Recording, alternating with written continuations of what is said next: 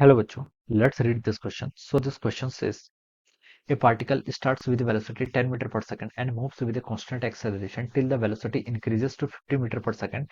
At an instant, the acceleration is suddenly reversed. What will be the velocity of the particle when it comes back to the starting point? Okay. आपको इसके corresponding यहाँ पर 4 options given है। तो देखिए बच्चों, इस question का की कॉन्सेप्ट आप क्या लिख सकते हैं? The key concept of this question, आपको देखिए पार्टिकल की वेलोसिटी बतानी है when it comes back to the starting point. Okay, तो इस क्वेश्चन का की कॉन्सेप्ट देखिए, यहाँ पर आपका कांस्टेंट एक्सेलरेशन लिख लीजिए। क्या लिख लीजिए? आपका constant acceleration will be the key concept of this question. Okay, constant देखिए, अगर आपका एक्सेलरेशन होता है तो आप यहाँ पर इक्वेशंस ऑफ मोशन देखिए, कौन सी इक्वेशंस?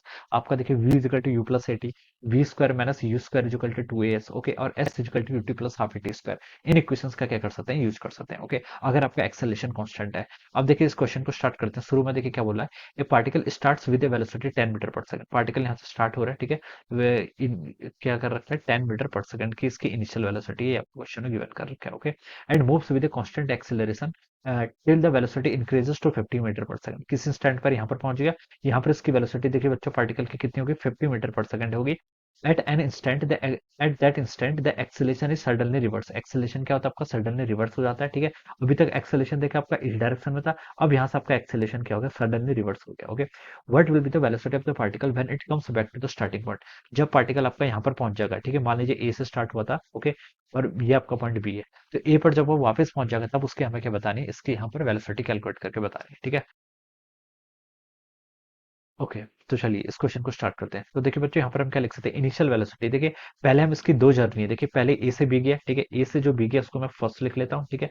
फिर आपका ये बी से ए को तरफ जाएगा, ठीक है। जब आपका रिवर्स जाएगा उसे मैं क्या बोल देता हूँ? आपका सेकंड बोल देता हूँ। ओके, तो ये आपका फर्स्ट है सेकंड। पहले फर्स्ट की करस्पॉन्डिंग देखते हैं। देखिए इनिशियल वेलोसिटी आपको गिवन कर रखी है, ओके, और यहाँ पर पहुंच गया तो 50। देखिए हम लिख सकते हैं, देखिए, और ये मैं एक्सेस चूज कर ले सकता हूँ। This is my x axis, ये क्या मेरा एक्स एक्सेस है, ठीक है। अब देखिए क्या हो जाएगा? आपका इक्वेशन यूज करिए, v square minus u square किसके इक्वल होता है? आपका 2s। इस इक्वेशन का यूज करते हैं, ओके। फाइनल वेलोसिटी देखिए, पार्टिकल यहाँ पर पहुंच गया तो कितनी है? 50 का स्क्वायर माइनस इनिशियल वेलोसिटी कितनी थी? 10, तो उसे हम लिख सकते हैं 10 का स्क्वायर इंटू आपका पॉजिटिव, ये आपकी पॉजिटिव एक्स एक्सिस है, तो एक्सेलरेशन भी पॉजिटिव होगा, डिस्प्लेसमेंट भी पॉजिटिव होगा, ठीक है। ये मैंने लिख लिया। इसको सॉल्व कर लीजिए। देखिए कितना गया? 50 का स्क्वायर कितना हो सकता है? 2500 माइनस 10 का स्क्वायर आपका 100 हो जाएगा, और ये हो जाएगा आपका 2as, ठीक है। तो ये आपका देखिए हो गया 2400। It is equal to 2as। ये किसके इक्वल हो जाएगा? 2as के इक्वल हो जाएगा, ठीक है।